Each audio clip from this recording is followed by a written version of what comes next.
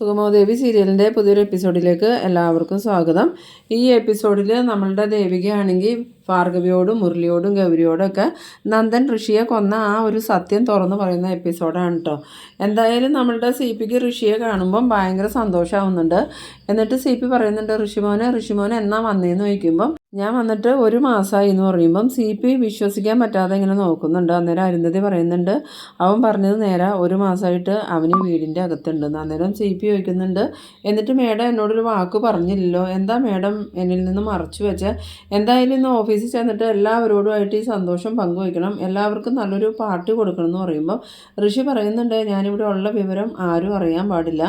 Uncle അറിഞ്ഞതറിഞ്ഞു, ഇനി അങ്കിളിൻ്റെ വായിൽ നിന്നും മറ്റാരെങ്കിലും ഇത് അറിഞ്ഞു എന്ന് ഞാൻ അറിഞ്ഞിട്ടുണ്ടെങ്കിൽ എൻ്റെ സ്വഭാവം മാറും, പിന്നെ ഞാൻ ബന്ധവും സ്വന്തമൊക്കെ മറക്കുമെന്ന് പറയുമ്പോൾ ഈ അരുന്ധതി വന്നിട്ട് ഈ ഋഷിയോട് ചോദിക്കുന്നുണ്ട്, എന്തൊക്കെയാണ് ഋഷി നീ പറയണേ, നീ ആരോടാ സംസാരിക്കുന്നത് നിനക്ക് അറിയുമോയെന്നൊക്കെ പറഞ്ഞ് ദേഷ്യപ്പെടുമ്പോൾ സി പി ചോദിക്കുന്നുണ്ട്, സത്യത്തിൽ ഇവിടെ എന്താ നടക്കണേ മേഡം, എനിക്കൊന്നും മനസ്സിലാവണില്ലല്ലോ എന്ന് പറയുമ്പോൾ ഋഷി പറയുന്നുണ്ട്, ശരിക്കും ഞാനിപ്പോൾ മരിച്ച ആളാന്ന് പറയുമ്പോൾ മരിച്ച ആളാണോ എങ്ങനെയെന്ന് സംസാരിക്കണേന്ന് ചോദിക്കുന്ന സമയത്ത് അത് നന്ദൻ്റെയും പ്രഭാവതിയുടെയൊക്കെ മുന്നിൽ ഞാൻ മരിച്ചു എന്നല്ല, കൊല്ലപ്പെട്ട ആളാണ്, അതും നന്ദൻ്റെ കൈകൊണ്ട്, നന്ദനെയും കൊണ്ട് ഞാൻ തന്നെ എന്നെ കൊല്ലിപ്പിച്ചതാണ്.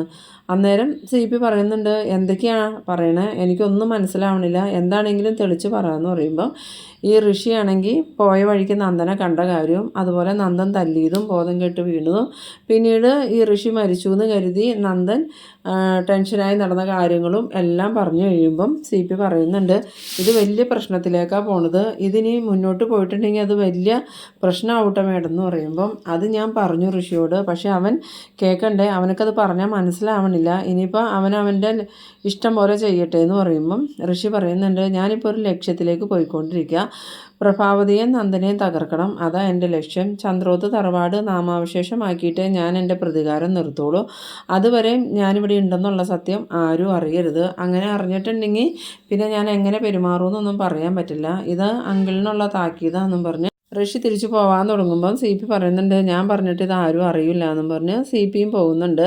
പിന്നീട് കാണിക്കുന്നത് നമ്മളുടെ ശാരികയാണ് ഈ കെവിനെ നോക്കി ഇങ്ങനെ നിൽക്കുകയാണ്. അങ്ങനെ നോക്കി നിൽക്കുമ്പോൾ കെവിൻ അങ്ങോട്ട് വരുന്നുണ്ട്. കെവിൻ വന്നിട്ട്, എന്താ ശാരി, നീ എന്താ എന്നെ അത്യാവശ്യമായിട്ട് കാണണമെന്ന് പറഞ്ഞാൽ എന്തെങ്കിലും പ്രശ്നമുണ്ടോ എന്ന് ചോദിക്കുമ്പം പ്രശ്നമില്ല എന്ന് പറഞ്ഞാൽ അത് വെറുതെ ആയി പോകും കെവിൻ ചേട്ടാ, പ്രശ്നമുണ്ട്. എന്ത് പ്രശ്നമാണ്, ശാരിക്കാണോ പ്രശ്നം എന്ന് ചോദിക്കുമ്പോൾ ഇല്ല, കുടുംബപരമായിട്ടുള്ള പ്രശ്നം, മെയിനായിട്ട് ചേച്ചിക്കാണ് പ്രശ്നം, ചേച്ചിയുടെ പ്രശ്നം എന്ന് പറയുമ്പം അത് എന്നെയും ബാധിക്കണ കാര്യമല്ലേ, ചേച്ചിക്കൊരു സങ്കടം വന്നാൽ അത് എനിക്കും സങ്കടമാവും, എന്ത് പ്രശ്നമാണെങ്കിലും എന്നോട് തുറന്നു പറയാമെന്ന് പറയുമ്പം ശാരിക പറയുന്നുണ്ട്, ഇതിപ്പോൾ ആരോടും പറയാൻ പറ്റിയ പ്രശ്നമൊന്നുമല്ല, കുടുംബത്തിലൊരു പ്രശ്നം, എന്നാലും കെവിൻ ചേട്ടനോടുള്ള വിശ്വാസത്തിൽ ഞാൻ പറയാം, ഒരു വലിയ പ്രശ്നം നടന്നു കഴിഞ്ഞു, കെവിൻ ചേട്ടൻ്റെ കൂട്ടുകാരനില്ലേ നന്ദേട്ടൻ്റെ കാര്യമാണ് ഞാൻ പറഞ്ഞതെന്ന്. അന്നേരം ഈ കെവിൻ ചോദിക്കുന്നുണ്ട്, നന്ദന എന്താ പറ്റിയെന്ന് ചോദിക്കുമ്പോൾ കെവിൻ ചേട്ടൻ അരുന്ധതി മേഡത്തിനെ അറിയോ ആ കമ്പനി നടത്തണേന്ന് ചോദിക്കുമ്പം അറിയാമെന്ന് പറഞ്ഞാൽ നന്നായിട്ട് അറിയോ അതോ ജസ്റ്റ് പരിചയമാണുള്ളൂ എന്ന് ചോദിക്കുമ്പം അങ്ങനെ വലിയ കാര്യമായിട്ടൊന്നും അറിയില്ല, കണ്ടിട്ടുണ്ട്, പരിചയമുണ്ട്, അവരുടെ മോൻ ഋഷിയെ അറിയുമോ എന്ന് ചോദിക്കുന്നു. ആ സമയം കെവിനാണെങ്കിൽ ഇങ്ങനെ ആകെ സംശയമാവുന്നുണ്ട്, ഈ ശാരിക എന്തായി ചോദിക്കാൻ വന്നേന്ന് പറഞ്ഞത്. ഋഷിയെ അറിയാം, അതെന്താ ശാരി ചോദിച്ചതെന്ന് ചോദിക്കുമ്പോൾ അതുണ്ടല്ലോ, കുറേ നാളായിട്ട് ഋഷിയെ കാണാനില്ല എന്ന് പറഞ്ഞ് കേസും പ്രശ്നങ്ങളൊക്കെ ആയിരുന്നില്ലേ, അരുന്ധതി മേഡാണെങ്കിൽ പല പ്രാവശ്യം ചേച്ചിയെ വിളിച്ച് അതിനെക്കുറിച്ച് സംസാരിക്കുകയും ചെയ്തു, പോലീസ് അന്വേഷണമൊക്കെ നടന്നു, പക്ഷേ പിന്നീട് അതിനെക്കുറിച്ചൊരു അറിവും കിട്ടിയില്ല, ഇപ്പോഴാണ് അറിഞ്ഞത് ആ ഋഷി കൊല്ലപ്പെട്ടു, ഇനി ആർക്കും ഋഷിയെ കാണാൻ പറ്റില്ല എന്ന്. ഈ സമയത്തൊക്കെ ഇതൊക്കെ കേട്ടിട്ട് നമ്മളുടെ കെവിനാണെങ്കിൽ ഇല്ലാത്ത വിഷമമൊന്നുമില്ല, ആകെ വെപ്രാളവും പരവേഷവും ഒക്കെ ആയിട്ട് ഇങ്ങനെ നിൽക്കുമ്പം ശാരിക കെവിൻ്റെ ഈ മാറ്റങ്ങളൊക്കെ ശ്രദ്ധിക്കുന്നുണ്ട്. എന്നിട്ട് ചോദിക്കുന്നുണ്ട്, കെവിൻ ചേട്ടൻ എന്താ ഇങ്ങനെ നോക്കണേ, എന്താ പ്രശ്നം, എന്തെങ്കിലും പ്രശ്നമുണ്ടോ എന്ന് ചോദിക്കുമ്പം ഇല്ല ശാരി, ഞാൻ നീ പറയണതൊക്കെ കേട്ടിട്ട് ഇങ്ങനെ വിഷമിച്ച് നിന്നെയാന്ന് പറയുമ്പോൾ ഋഷിയെ ഒരാൾ കൊന്നു എന്ന് പറയണു. ആ സമയത്ത് കെവിൻ ചോദിക്കുന്നുണ്ട്, ആരാന്ന് ചോദിച്ചതും വേറെ ആരുമല്ല, കെവിൻ ചേട്ടൻ്റെ കൂട്ടുകാരനില്ലേ നന്ദേട്ടൻ തന്നെ ഋഷിയെ കൊന്ന്, നന്ദേട്ടൻ തന്നെ ഈ സത്യങ്ങൾ ഇപ്പോൾ എല്ലാവരോടും പറഞ്ഞു, ഈ സത്യങ്ങൾ ഞങ്ങൾക്കും ചന്ദ്രോത്തുള്ളവർക്കും മാത്രമേ അറിയാവുള്ളൂ, കെവിൻ ചേട്ടനായിട്ട് ഇത് ആരോടും പറയരുത്. ഇല്ല ശരി, ഞാൻ ആരോടും പറയില്ല എന്ന് പറയുന്നു. അന്നേരം ഈ കെവിൻ്റെ മുഖത്താണെങ്കിൽ നല്ല പരിഭ്രമവും പേടിയുണ്ട്. ഇതൊക്കെ ശാരിക ശ്രദ്ധിക്കണമുണ്ട്. എന്നിട്ട് വേറെ എന്ത് സഹായ ശാരി നീ എന്നോട് ചോദിക്കാനിരുന്നതെന്ന് ചോദിക്കുമ്പോൾ അത് വേറെ ഒന്നുമല്ല, നന്ദേട്ടൻ പറയണത് ഋഷിയെ കൊന്നതും ഋഷിയെ കുഴി വെട്ടി മൂടിയതും എല്ലാം നന്ദേട്ടനും ഒറ്റയ്ക്കാണ്, അതൊന്നും ഞങ്ങളങ്ങനെ വിശ്വസിച്ചിട്ടില്ല, ഒരിക്കലും നന്ദേട്ടനെ കൊണ്ട് ഒറ്റയ്ക്ക് അത് സാധിക്കില്ല, അതിന് നന്ദേട്ടനെ സഹായിച്ച സഹായിച്ചത് ആരോ ഉണ്ട്. ഒന്നിലെ ഒരാൾ അല്ലെങ്കിൽ 2 പേര് അല്ലെങ്കിൽ ഒരു കൂട്ടം ആളുകൾ അങ്ങനെ സഹായിക്കാതെ നന്ദേട്ടന് ഒറ്റയ്ക്ക് ഇതൊന്നും ചെയ്യാൻ പറ്റില്ല. അതുകൊണ്ട് ഞങ്ങൾ പലരും ചോദിച്ചിട്ടും നന്ദേട്ടൻ വ്യക്തമായിട്ടൊന്നും പറഞ്ഞിട്ടില്ല. കെവിൻ ചേട്ടൻ തന്നെ നന്ദേട്ടൻ്റെ അടുത്തുനിന്ന് സത്യങ്ങളെല്ലാം ചോദിച്ച് മനസ്സിലാക്കണം. അങ്ങനെ നന്ദേട്ടനെ ആരാണോ സഹായിച്ചത് ആ ആളെ കെവിൻ ചേട്ടൻ തന്നെ കണ്ടെത്തി എന്നോട് പറയണം. ആ സമയം കെവിനാണെങ്കിൽ ആകെ ഷോക്കായി പോകുന്നുണ്ട്. കെവിനറിയാമല്ലോ ഇതെല്ലാം തട്ടിപ്പാണെന്നും പിന്നെ അന്ന് ഈ നന്ദൻ്റെ കൂടെ ഉണ്ടായിരുന്നത് കെവിനാണെന്നുള്ളതും ഈ കെവിനും അറിയാം. അതുപോലെ തന്നെ ശാരികയ്ക്കും അറിയാം ഈ നന്ദൻ ഋഷിയെ കൊന്ന സത്യങ്ങൾ കെവിനും ഇസബല്ലയ്ക്കും അറിയാമെന്നുള്ള കാര്യം ശാരികയ്ക്കും എല്ലാവർക്കും അറിയാവുന്നത് കൊണ്ട് തന്നെയാണ് ഈ ശാരിക കെവിനോട് തന്നെ ഈ കാര്യം ആവശ്യപ്പെടുന്നത്. പക്ഷേ കെവിന് അത് മനസ്സിലാവണില്ല. ആ സമയത്ത് കെവിൻ്റെ വെപ്രാളം കാണുമ്പോൾ ശാരിക ചോദിക്കുന്നുണ്ട്, കെവിൻ ചേട്ടാ എന്തെങ്കിലും കുഴപ്പമുണ്ടോ? നന്ദേട്ടനോട് ചോദിച്ച് സത്യം കണ്ടുപിടിക്കാൻ ബുദ്ധിമുട്ടുണ്ടോ എന്ന് ചോദിക്കുമ്പം, ഇല്ല ശാരി, ഞാൻ എത്രയും പെട്ടെന്ന് നന്ദനോട് സംസാരിച്ച് അതാരാന്നുള്ളത് കണ്ടുപിടിച്ചിട്ട് ശാരിയോട് പറയാം. ഇപ്പം ഞാൻ പോട്ടെ, എനിക്ക് അത്യാവശ്യമായിട്ടൊരു മീറ്റിംഗ് ഉണ്ട്, നീ എന്നെ അത്യാവശ്യമായി കാണണമെന്ന് പറഞ്ഞുകൊണ്ടാണ് ഞാൻ ഇങ്ങോട്ട് വന്നത്. നിന്നെ ഞാൻ വീട്ടിൽ ഇറക്കി വിടണമെന്ന് ചോദിക്കുമ്പോൾ, വേണ്ട കെവിൻ ചേട്ടൻ പോയിക്കോ, ഞാൻ നടന്നു പോയിക്കോളാം എന്നും പറഞ്ഞ് ശാരിക പോകാൻ നിൽക്കുന്നുണ്ട്. കെവിനാണെങ്കിൽ വെപ്രാളത്തോടുകൂടി കാറിൽ കയറി പോകുന്നുണ്ട്. കെവിൻ പിന്നെ നേരെ പോകുന്നത് ഇസബല്ലയുടെ അടുത്തേക്കാണ്.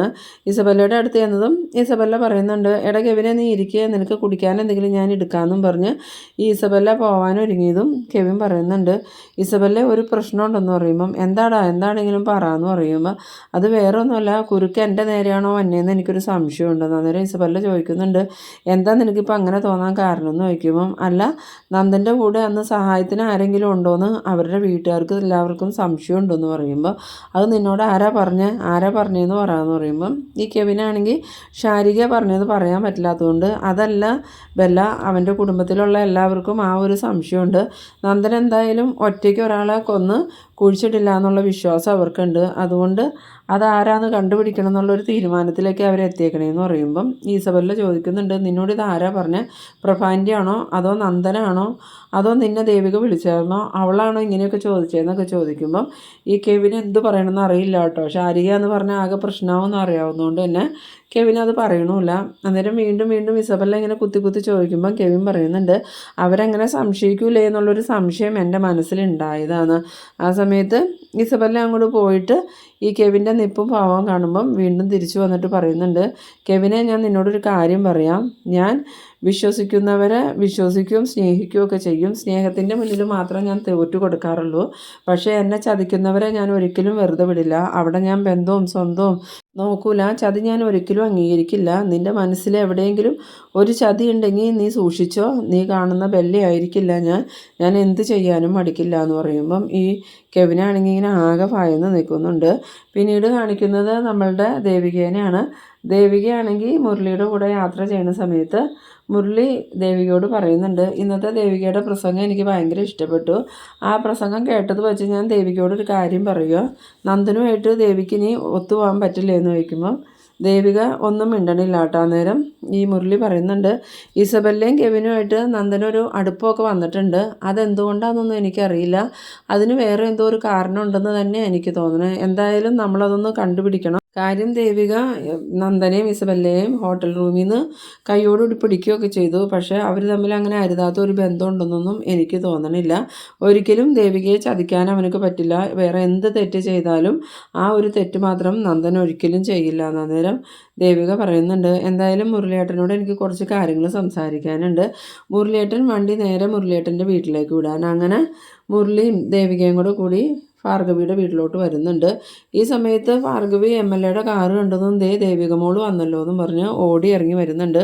എന്നിട്ട് ദേവിക കണ്ടതും മോളെ എന്തോരം നാളായി കണ്ടിട്ട്, മോളിനി ഇങ്ങോട്ടൊന്നും വരില്ല എന്നാണ് ഞാൻ വിചാരിച്ചതെന്ന് പറയുമ്പം, അതെന്താ ആൻറ്റി അങ്ങനെ പറയണേ? എനിക്ക് നിങ്ങളെയൊക്കെ അങ്ങനെ മറക്കാൻ പറ്റുമെന്ന് ചോദിക്കുമ്പം, അതല്ല മോളെ, ആ ശാരിക ചെയ്തതുകൊണ്ട് എനിക്ക് മോളോടും ദേഷ്യമാണെന്ന് വിചാരിച്ച് മോൾ ഇരിക്കുകയല്ലേ എന്ന് ചോദിക്കുമ്പോൾ, അല്ലെങ്കിലും ശാരിക അങ്ങനെ കല്യാണത്തിൽ നിന്നും പിന്മാറിയെന്നും പറഞ്ഞ് ആൻറ്റിക്ക് എന്നോടും ദേഷ്യമല്ലേ എന്ന് ചോദിക്കുമ്പം, എനിക്കെന്തിനാ മോളോട് ദേഷ്യം? അവളല്ലേ തെറ്റ് ചെയ്ത്, അതിനെനിക്ക് മോളോട് ദേഷ്യമൊന്നുമില്ല എന്ന് പറയുമ്പോൾ ഈ മുരളി പറയുന്നുണ്ട്, എന്തായാലും അമ്മ ദേവികയെ കാണാനിരിക്കുമല്ലായിരുന്നോ? ഏത് നേരം ശാരിക കല്യാണം വേണ്ടാന്ന് വെച്ചു എന്നും പറഞ്ഞ് ദേവികേനെയും കുടുംബക്കാരെയും മൊത്തം അമ്മ ചീത്ത പറഞ്ഞുകൊണ്ടിരിക്കുമല്ലായിരുന്നു എന്ന് ചോദിക്കുമ്പോൾ ഭാർഗവി പറയുന്നുണ്ട്, അതിപ്പോൾ ഞാൻ എപ്പോഴാണെങ്കിലും ആരുടെ മുഖത്ത് നോക്കിയും പറയാനുള്ളത് പറയും എന്ന് വിചാരിച്ചു മോളോട് എനിക്ക് പ്രത്യേകിച്ച് ദേഷ്യമൊന്നുമില്ല. പിന്നെ മോൾക്ക് നന്ദമോനുമായിട്ട് എന്താ പ്രശ്നം എന്ന് ചോദിക്കുമ്പോൾ കുറച്ച് പ്രശ്നങ്ങളൊക്കെ ഉണ്ട് ആൻറ്റി, അത് പറയാൻ കൂടി വേണ്ടിയിട്ടാണ് ഞാനിപ്പോൾ ഇങ്ങോട്ട് വന്നത്. അന്നേരം ഗൗരി ചോദിക്കുന്നുണ്ട്, ശരിക്കും എന്താ നിങ്ങൾ തമ്മിലുള്ള പ്രശ്നം, നിങ്ങൾക്കിനി യോജിച്ച് ജീവിക്കാൻ പറ്റില്ല എന്ന് ചോദിക്കുമ്പോൾ മുരളിയും പറയുന്നുണ്ട്, നിങ്ങളിങ്ങനെ നിങ്ങളുടെ ജീവിതം നശിപ്പിച്ച് കളയല്ലേ, ഒരുമിച്ച് ജീവിക്കുക, എന്ത് പ്രശ്നമുണ്ടെങ്കിലും പറഞ്ഞു തീർക്കുമെന്ന് പറയുമ്പം ദേവിക പറയുന്നുണ്ട്, ഇനിയിപ്പോൾ ഞാൻ വിചാരിച്ചാൽ പോലും നന്ദുമായിട്ട് എനിക്ക് ഒരുമിച്ച് ജീവിക്കാൻ പറ്റില്ല, കാരണം അധികം വൈകാതെ തന്നെ ഞങ്ങൾ രണ്ടിടത്ത് താമസിക്കേണ്ടി വരും. അതെന്താ മോളെ അങ്ങനെ പറയണേ, മോൾക്ക് നന്ദനുമായിട്ട് ഒട്ടും ഒത്തുപോകാൻ പറ്റില്ലേ, മോളുടെ കാര്യം പറഞ്ഞ് പ്രഭക്കുഞ്ഞാണെങ്കിൽ ആകെ സങ്കടത്തിലാണ്. ആ സമയം മുരളി പറയുന്നുണ്ട്, അമ്മയുടെ പ്രഭക്കുഞ്ഞിൻ്റെ സങ്കടത്തെക്കുറിച്ചൊന്നും കൂടുതൽ പറയണ്ട, എന്തായാലും ദേവികയെ നിങ്ങൾക്ക് ഒത്തുപോകാൻ പറ്റാത്ത എന്ത് പ്രശ്നമുള്ളതെന്ന് ചോദിക്കുമ്പം അത് മുരളിയേട്ടാ അധികം വൈകാതെ തന്നെ ഞങ്ങൾ രണ്ടുപേരും രണ്ട് സ്ഥലത്താവും താമസിക്കാൻ പോണേന്ന് പറയുമ്പം എവിടെയാണെന്ന് ചോദിക്കുന്നു. അന്നേരം പറയുന്നുണ്ട്, ഞാൻ എൻ്റെ വീട്ടിലും നന്ദൻ ജയിലിലും ആയിരിക്കുമെന്ന്. അത് കേട്ടതും ഈ ഗൗരിയും ഭാർഗവിയും ഒക്കെ ചോദിക്കുന്നുണ്ട്, അതെന്തിനാ നന്ദൻ ജയിലിൽ പോണേന്ന് ചോദിക്കുമ്പം അത് നന്ദൻ വലിയൊരു തെറ്റ് ചെയ്തിട്ട് നിൽക്കുക, ഒരു കൊലപാതകം ചെയ്തിട്ടാണ് നന്ദു നിൽക്കണേന്ന് പറയുമ്പോൾ ഈ മുരളിയും ഭാർഗവിയും ഒന്നും വിശ്വാസമാവാതെ ചോദിക്കുന്നുണ്ട്, ആരെ കൊന്ന കാര്യമാണ് പറയണേന്ന് ചോദിക്കുമ്പം അരുന്ധതി മേഡത്തിൻ്റെ മോനില്ലേ ഋഷിയെ കുറേ കാലമായിട്ട് കാണാനില്ലായിരുന്നല്ലോ, ആ ഋഷി ജീവിച്ചിരിക്കണില്ല, ഋഷിയെ കൊന്നത് നന്ദുവാണ്. ആ സമയം മുരളി ചോദിക്കുന്നുണ്ട്, എന്തൊക്കെയാണ് ദേവിക നീ ഈ പറയണത്, ഇതൊന്നും ഞങ്ങൾക്ക് വിശ്വസിക്കാൻ പറ്റണില്ല, നന്ദുവിനെ അങ്ങനെ ഒരാളെ കൊല്ലാനൊക്കെ പറ്റുമെന്ന് ചോദിക്കുമ്പോൾ കൊലപാതകം നടന്നിട്ട് കുറച്ച് നാളായി, ഇത്രയും നാളും അത് മറച്ചു വെച്ചിരിക്കുകയായിരുന്നു,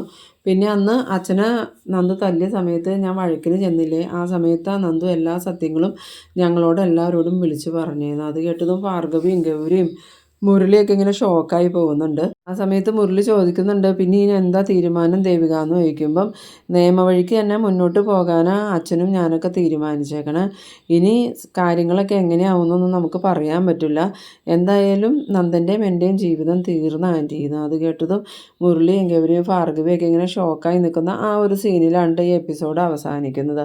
അപ്പോൾ നിങ്ങളെൻ്റെ വീഡിയോ ആദ്യമായി കാണുന്നവരാണെങ്കിൽ ചാനലൊന്ന് സബ്സ്ക്രൈബ് ചെയ്യാനും ഇഷ്ടമായാൽ ലൈക്ക് ചെയ്യാനും ഷെയർ ചെയ്യാനും മറക്കരുത്. അപ്പോൾ ഇതുപോലെ ഇൻട്രസ്റ്റിംഗ് ആയിട്ടുള്ള അടുത്തൊരു എപ്പിസോഡുമായി നമുക്ക് വീണ്ടും കാണാം. അതുവരേക്കും ബൈ ബൈ.